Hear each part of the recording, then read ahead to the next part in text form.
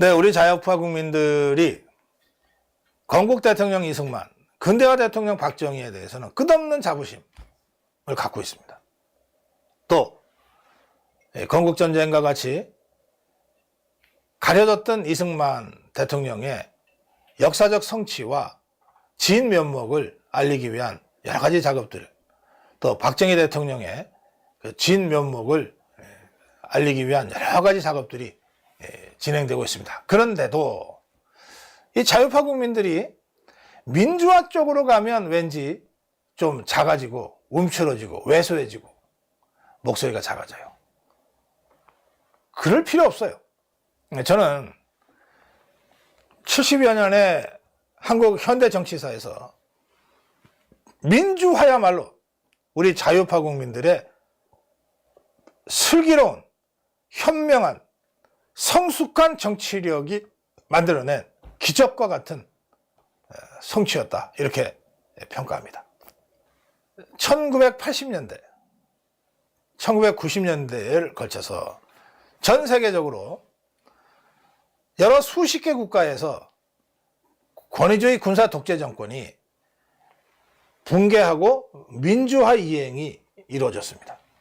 그런데 대한민국만큼 이 민주화가 피를 흘리지 않고 성공적으로 정착된 나라는 한 군데도 없습니다. 남미의 브라질, 아르헨티나, 칠레, 베네수엘라,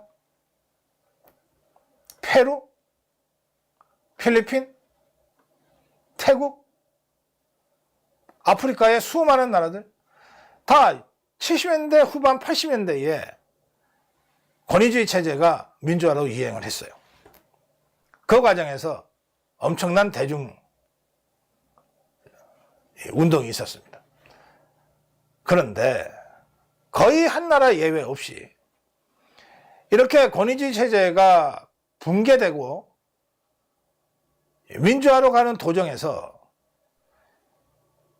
야당 세력, 또 민주화를 추진했던 세력들 사이에 온건하고 점진적이고 타협적 방식으로 민주화를 해가자고 하는 이른바 온건파가 다 배제되고 더 빨리, 더 급격하게,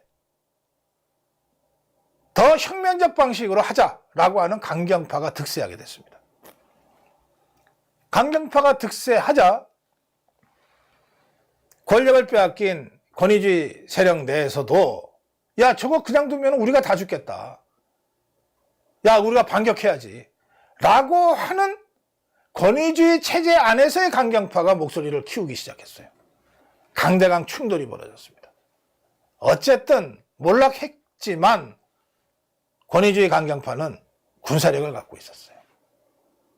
아무리 큰 소리치고 과격한 주장을 해도 민주화 운동, 야당 운동의 강경파는 물리력을 갖고 있지 않잖아요. 그 결과 어떻게 된 줄 아십니까? 권위주의 체제, 무너진 권위주의 체제보다 훨씬 더 가혹한 독재 체제가 다시 들어섰어요.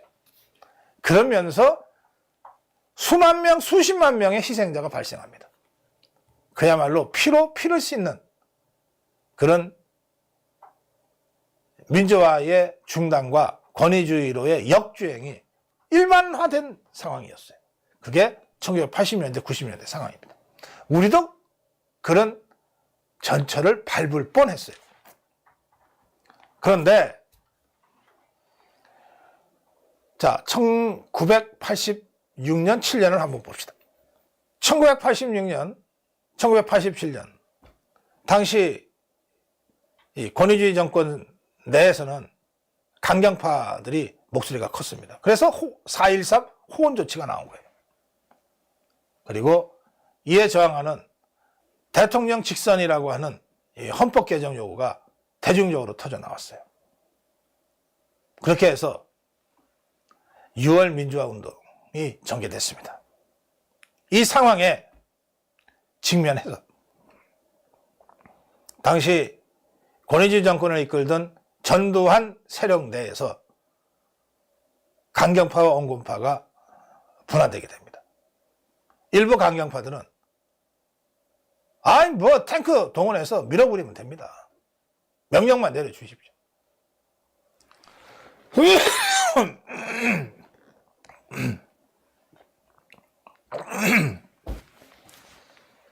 그런데 천만다행으로 전두환 세력 안에 일부 극소수 강경파를 제압할 수 있는 온건파의 목소리가 존재했어요. 서울에서 탱크를 동원한다는 것은 수십만 명의 희생을 각오하라는 뜻인데 우리가 그런 식으로 역사에 죄를 지을 수는 없지 않냐. 우리가 1보 전진을 위해서 2보 후퇴하자. 대통령 직선제, 헌법 개정하고 한번 선거로 해보자. 그 온건파의 주장이 받아들여져서 나온 것이 6.29 선언입니다. 6.29 선언을 통해서 또 이 6.29 선언을 야당의 주류 세력이 받아들임으로써 1987년 대한민국은 대통령 직선제라는 헌법 개정을 피 한 방울 흘리지 않고 해냈습니다. 그리고 그 개정된 대통령 직선제 헌법에 따라서 피 한 방울 흘리지 않고 대통령 선거가 이루어졌어요. 그래서 그 체제가 지금까지 오고 있는 겁니다. 지금 우리는 그때 개정된 87년 헌법 체제를 아직도 유지하고 있습니다. 그런데 그때 권위주의 전두환 세력 안에 강경파를 온건파가 제압했듯이 야당 민주화운동 세력 안에도 강경파가 왜 없었겠습니까? 이들 강경파는 6.29는 속이고다 그러면서 속으면 안 된다. 끝까지 밀어붙여서 투쟁해야 된다 그랬어요. 노태우가 어떻게 감히 출마를 하느냐. 감옥에 집어넣어야지 그랬어요. 그런데 그때 이 야권과 민주화운동의 주류를 형성했던 김영삼 세력이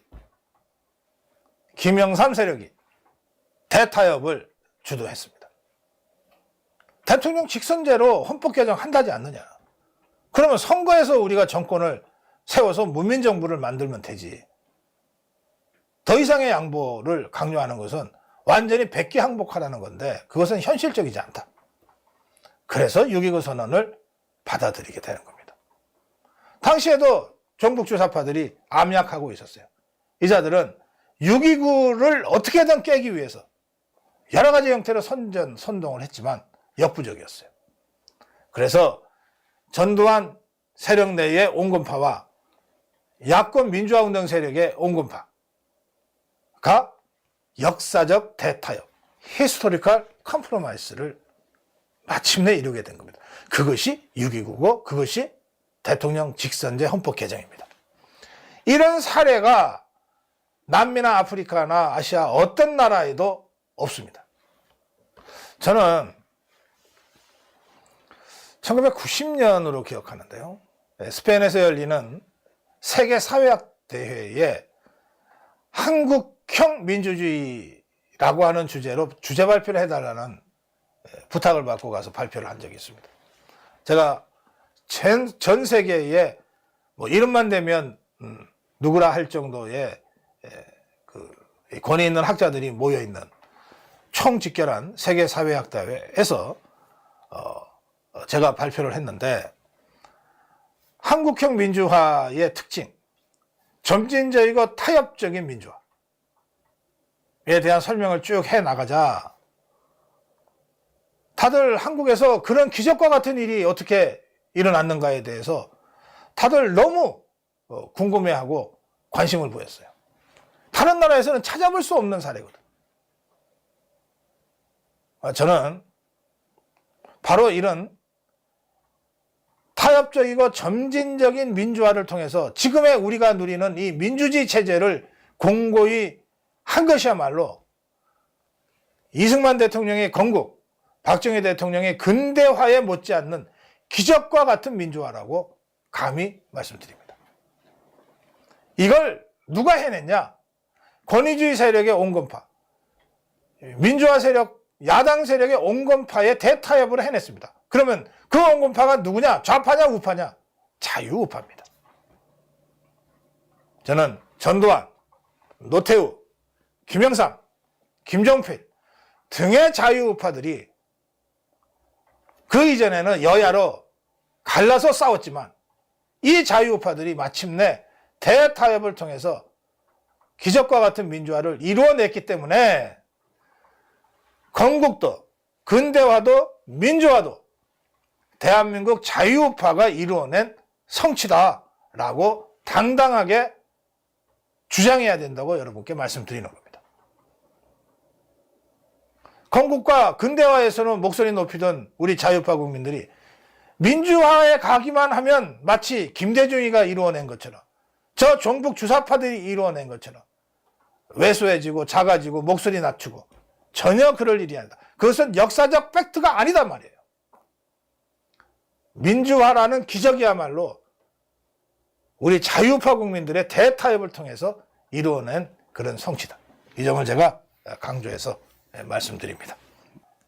이 대타협, 히스토리컬 컴프로마이스, 역사적 대타협을 통한 민주화가 성취된 이후에 자유우파 진영 내에 이것을 안정화시키기 위한 여러 가지 방안들이 모색이 됩니다. 그 모색 끝에 나타난 것이 바로 3당 합당이었습니다. 3당 합당은 그러니까 민주화의 안정화를 위한 자유우파 세력의 정치 연합의 결실입니다. 반면에 오로지 대통령 선거에 이기기 위해서 생각도 다르고 아무 역사적 인식도 다른 김대중과 김종필이가 손을 잡은 것, 이것은 정치연합이 아닙니다. 그것이야말로 말 그대로 야합이었습니다. 연합과 야합은 확연하게 다 차원이 다른 정치 행위입니다. 그것을 정확하게 구분해낼 수 있어야 되는 겁니다. 이 문제는 제가 잠시 후에 다시 다루기로 하겠습니다. 자, 제가 역사적 대타협을 위한 역사적 문서라고 하는 6.29 선언을 다시 한번 읽어드리면서 이 강의 마무리하겠습니다. 1987년 6월 29일입니다. 노태우가 발표한 6.29 선언은 내용이 이렇습니다. 요약하자면 1. 여야 합의하에 조속히 대통령 직선제 개헌을 하고 1988년 2월에 새 헌법에 따른 대통령 선거를 통해 정권을 이양한다. 이 선언 그대로 되지 않았습니까? 2. 자유로운 출마와 공정한 경쟁이 보장되도록 대통령 선거법을 개정했어요. 3. 김대중을 포함한 시국사범 등을 사면 복권 석방한다.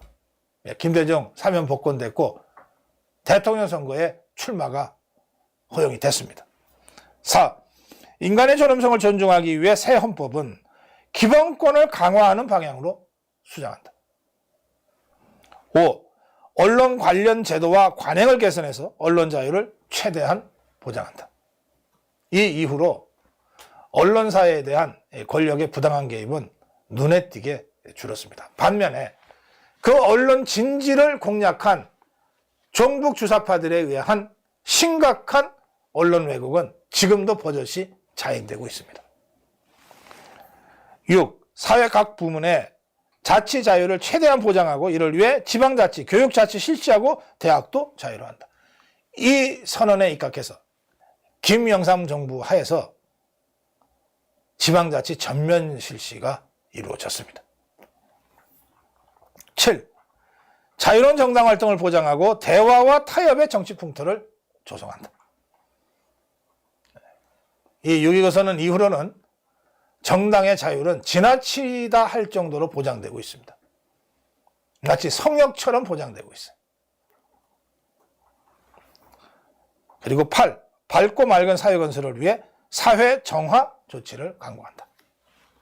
저는 6.29 선언의 문서는 이 자체로도 역사적 의의가 있지만 이 문서에 선언된 이 약속은 거의 대부분 이후에 실행되고 지켜졌다는 의미에서 매우 중요한 역사적 문건이다. 이렇게 말씀드립니다.